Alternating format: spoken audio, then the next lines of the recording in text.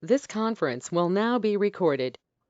Good afternoon, everybody. You're listening to Money Matters. I'm Chris Hensley. We have a great show lined up for you today. Why do some team members not get along? What is the best way to get new teams and ad hoc teams to maximize their performance in the least amount of time? How can meetings be designed to achieve useful outcomes? Well, today we have Valerie Patrick, and she is with us to really do a deep dive into her new book, When Bad Teams Happen. Valerie, thank you so much for joining us. Chris, thanks for having me. I'm really happy to be here. Absolutely. And for listeners who don't know, who haven't been exposed to you in the past, can you share something about yourself? I was trained as a chemical engineer Oh, that's a and good one. I worked in industry for 25 years. I've been running my own business since about 2014. Awesome, awesome. And this topic, the topic of the book, I think now more than ever, a lot of us are working virtually. We're doing remote meetings, and so we're doing a lot more collaborative work than maybe what we signed up for to begin before all of this. And so the topic is really, really, I think, topical for or timely for what's going on with people doing remote working. Let's just go ahead and dive right in. Why did you write When Bad Teams Happen to Good People?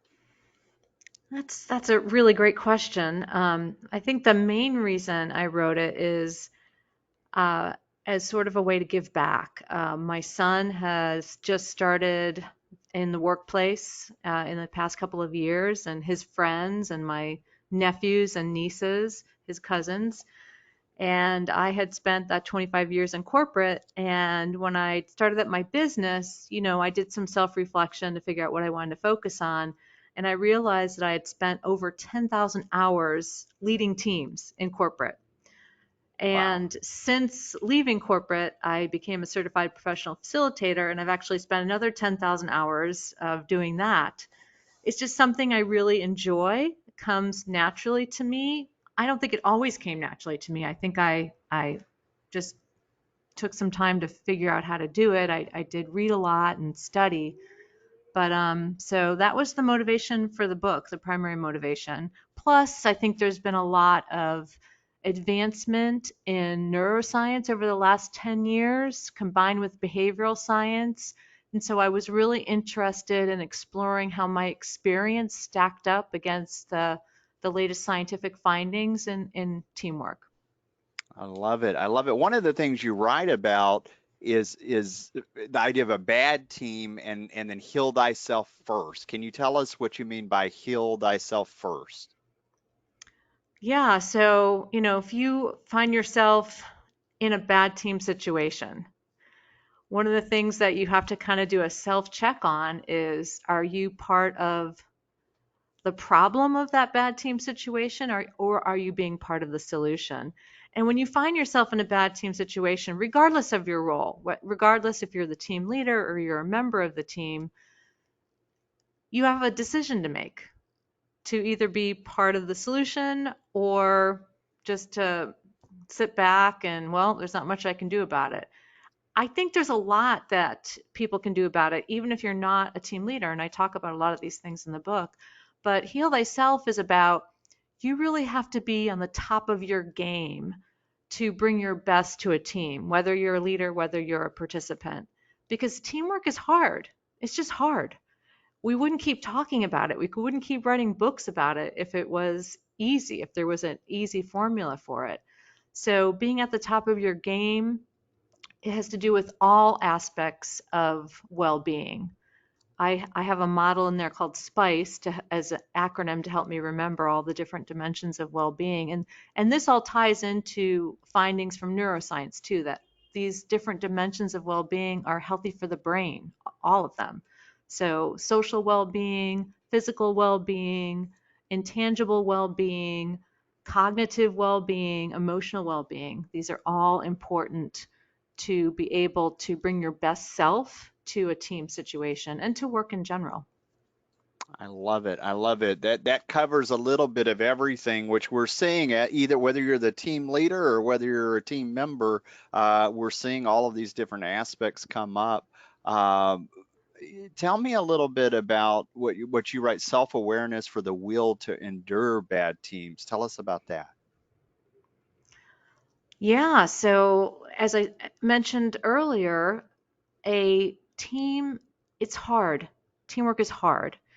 And so when you're faced with that decision, you find yourself on a bad team, whether you're the leader, you're a participant, you're faced with that decision, am I going to engage and fix this situation or not? And in order to engage and fix that situation, you need some resilience and you need some motivation because you're going to put yourself out there and you could get hurt, emotionally. And you could make some mistakes because you're going to try some things and kind of see what works.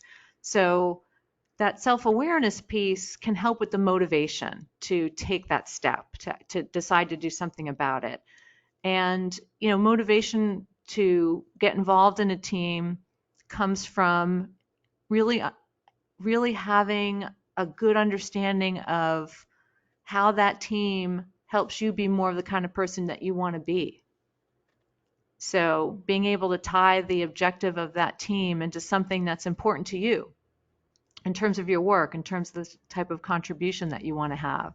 So that's really what that is getting into, is finding the motivation to take that first step, to put yourself out there and try to do something to make things better. And sometimes you try something, it doesn't work. So you have to be able to, okay, that didn't work, let's try something else. And that again takes that motivation to be able to stick with it. Now, some of the things that you write about in the book, now that we're doing a lot more of the remote teams, is there anything that you want to tell us about that, like how that weaves in with what you've currently found?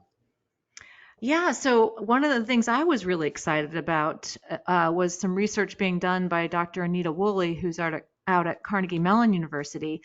And one of the things that she studies is collective intelligence. And collective intelligence is something that can predict the performance of a group of people. So if you measure the collective intelligence of a group of people, the higher that collective intelligence is, the more likely that group will be able to perform in a high way together, have high performance.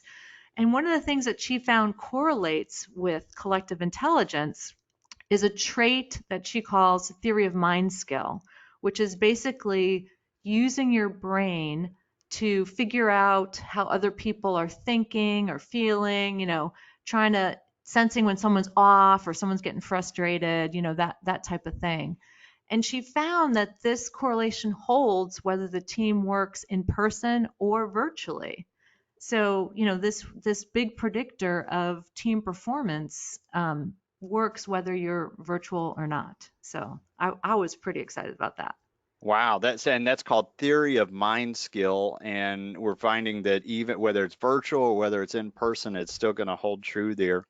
It's still going to Going hold true. Yep. going back to what kind of troubleshooting, you talked about team leadership. There's a part in the book where you write about troubleshooting you talk about troubleshooting quite a bit of different things with teams, but with leadership, what do you want to tell us about that?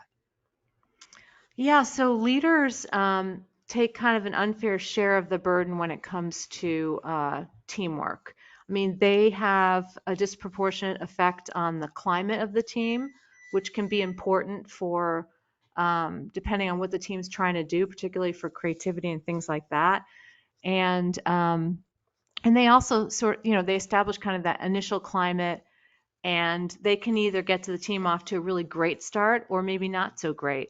But it's okay. I mean, if you don't get it off to a great start, not everything's not lost. I mean, there's things you could still do. Okay, this But is good to know. If I wake up grumpy on a Monday morning, there's still hope. there's still hope. Yeah. So in the book, I highlight a couple of team leader mindsets. And the idea of mindset is that's a mindset's basically a belief that you hold in your brain, and you actually hold it in the non-conscious part of your brain. So often you're not even aware that you have mindsets. And there's something that your brain builds just based on experience, things that work for you over time. And what scientists have found out is sometimes mindsets help you in performance and sometimes they are limiting, they get in the way. So I wanted to explore, the mindsets that I have found have been most helpful to me as a team leader to help me be successful in teams. So I talk about some of them, and I'll just bring up one as an example.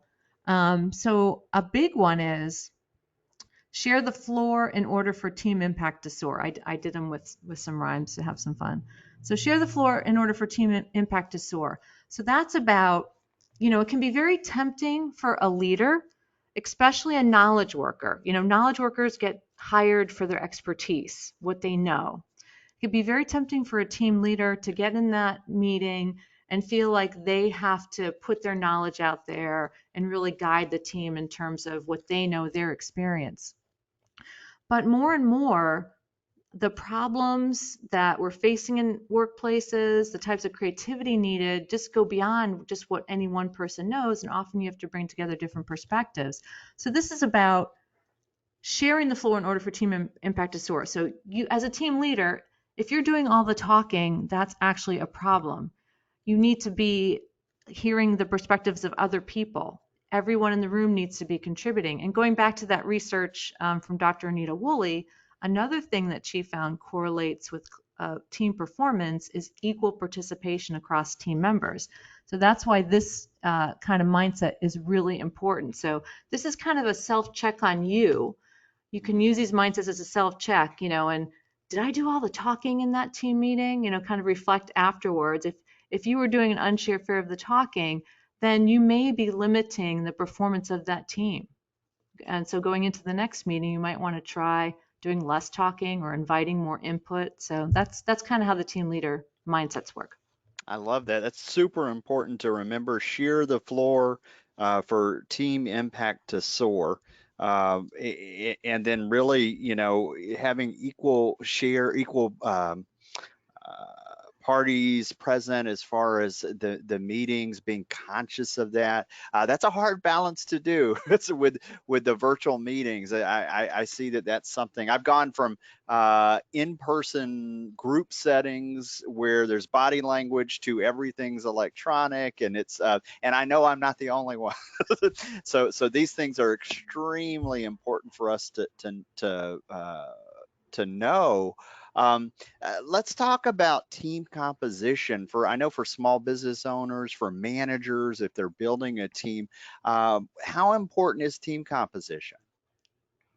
Well, team composition can be really important, and some fairly recent research found that a more diverse team is actually smarter than a more homogeneous team.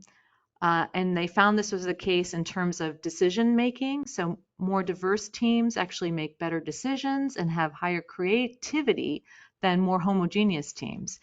And but the trick is that the only way you get that benefit of the diversity, and I'm talking about all types of diversity, visible diversity as well as invisible diversity, different, expertise, perspectives, that kind of thing. But in order to get the benefit of the diversity present on that team, you have to include all the different perspectives. And there's where the rub lies, okay? Because we're actually wired to not be inclusive in different ways. So one way is, we're wired to be exclusive as a survival mechanism. If we naturally, when we see someone that looks similar to us or that reminds us in some way, we feel safe with that person. We're going to be much more likely to be inclusive with that person than someone that we view as different than us. And our brain just naturally does that. So it takes conscious effort to go beyond that natural that tendency and to be inclusive of someone that you view as different than you. But you want that diversity to have the smart team, so it's important. And there's another more subtle way that that makes inclusion something that has to be conscious, and that is that we find that when you feel excluded, socially excluded, you experience negative emotion. It's very natural. We all do it. You think back to when you were a kid and you didn't get invited to someone's birthday party. It hurts. It hurts to be excluded. So you naturally feel negative emotion. And negative emotion has been shown to decrease performance if it's extended or if it gets, it stays there or it gets strong. So, negative emotion is not going to help you with team performance. But our tendency is to worry about negative emotion that happens to us. That's how we're built. We worry about negative emotion that happens to us. We worry about how negative emotion impacts us. That's the survival instinct. But when it comes to inclusion, especially as a team leader, but even as a team member, you need to be aware when negative emotion is happening to other people in the room. So that takes some extra conscious effort to be aware of that, because that's a signal that maybe they're not feeling included and they need to be, feeling included. Getting back to that equal participation correlates with higher team performance. So, but you asked specifically about team composition. So you want that diversity, but you don't want diversity just for the sake of diversity.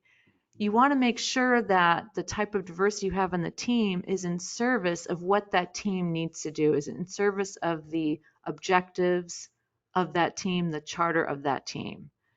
And Stephen Covey used to talk about this, about having a strategic approach to recruiting team members. And I think that it applies to workplace teams as well. You really want to think about who do you really need in terms of both traits. Hopefully you can find people with high theory of mind skill and who tend to be inclusive, but also in terms of expertise or perspectives. You really need to think through what's going to most benefit the type of objective that you're trying to do with that team.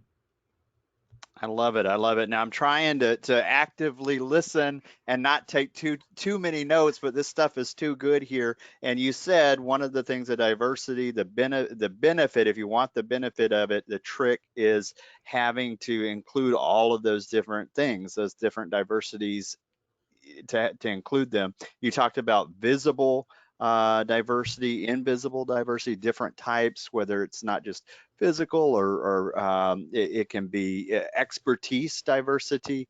All of those things very important when putting a team together. That kind of leads right into the troubleshooting a team climate.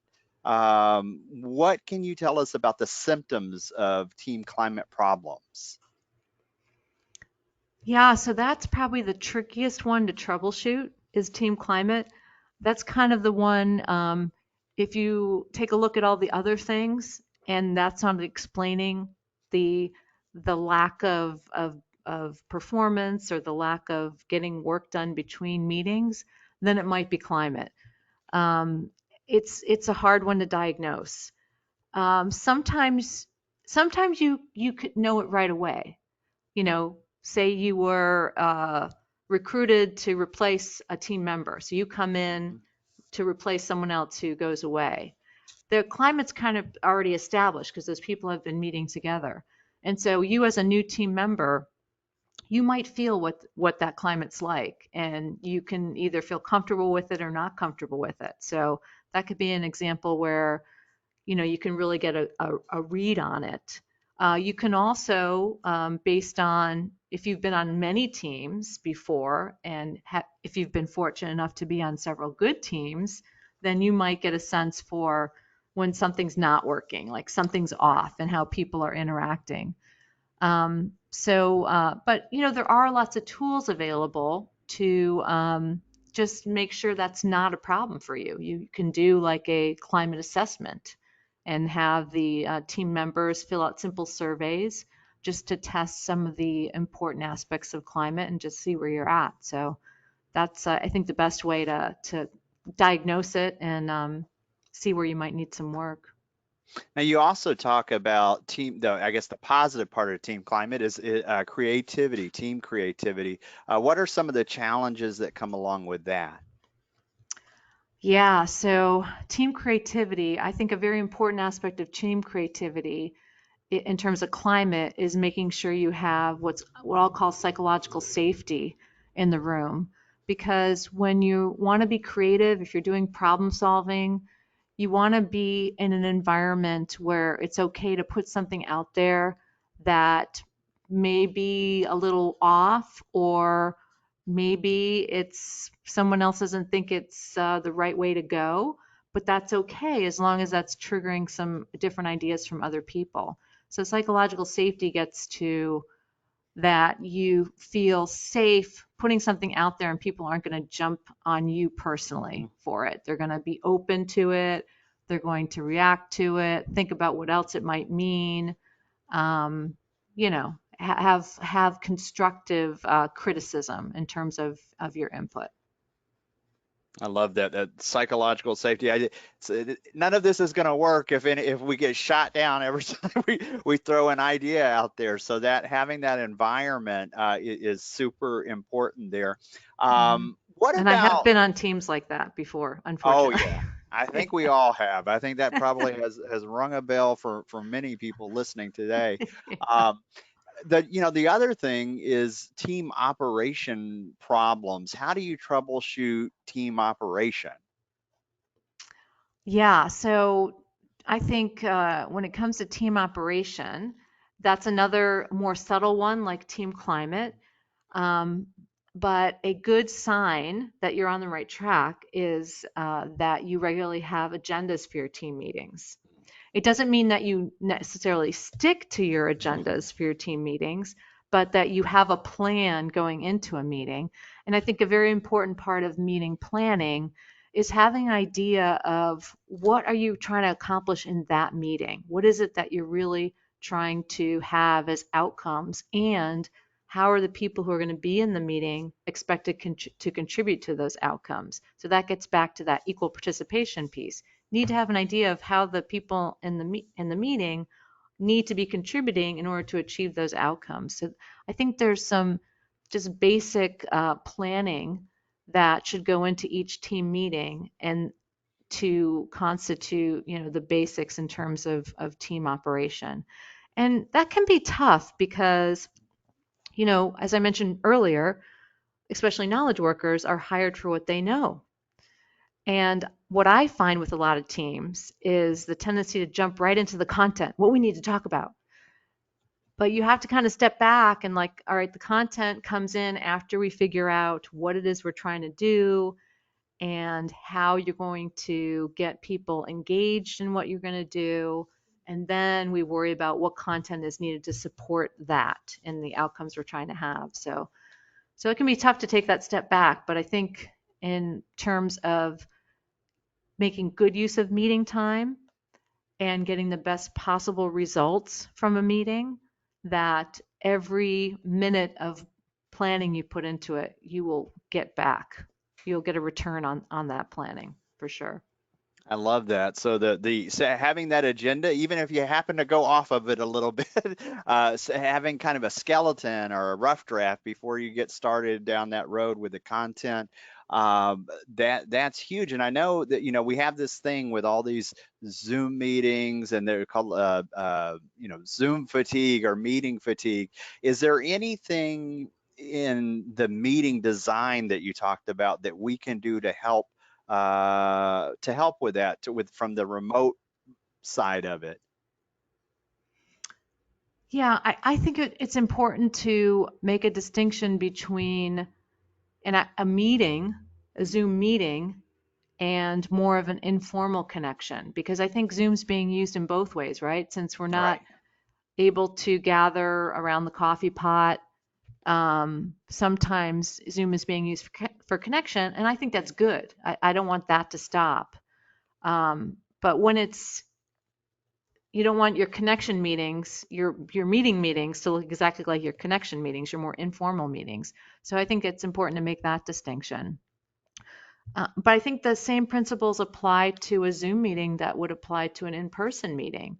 So, starting with where I always like to start is the meeting purpose and deciding, okay, is this meeting about a particular topic or a particular outcome? So a topic could be something like, we need to develop some sort of plan, say it's a strategic plan or update a strategic plan, or is it there's a particular cost reduction target we need to hit or a sales target or whatever the thing is for the meeting, is it a topic or an outcome? And then once you understand that, you want to understand if in that meeting your goal is to improve on it, whether it's a topic or outcome, or change it, something new. That can be an important distinction to make sure everyone's on the same page. So if you're about changing something, that's going to require some more creativity and different types of ways to interact, versus on improving something that may be, bringing up how we're doing it today and just looking at some of the different levers that you might look at, and it could be a more systematic type of meeting in that case. And then the other part of the process of the purpose, other than what is it, a topic or an outcome? Are you improving? Are you changing? The last piece is, okay, if we do this, what's it going to actually enable us to do? Either us or people outside the meeting. So that's the last piece. And once you have a good, solid meeting purpose like that, then it sort of spills out from that, what you need the meeting participants to do, and then what you can expect in terms of deliverables from that meeting.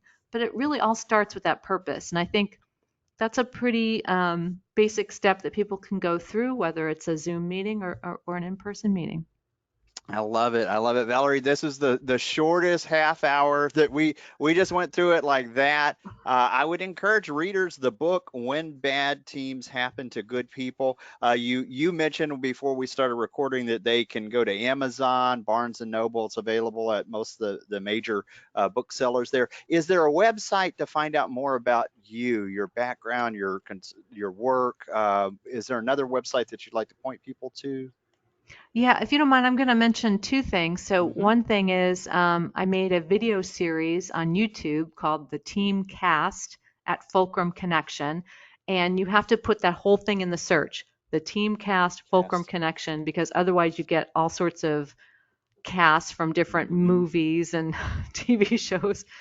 But they're just short little vignettes about teamwork. And then my website is www.fulcrumconnection.com. And you can find more information there about teamwork, about leadership, innovation, all sorts of stuff.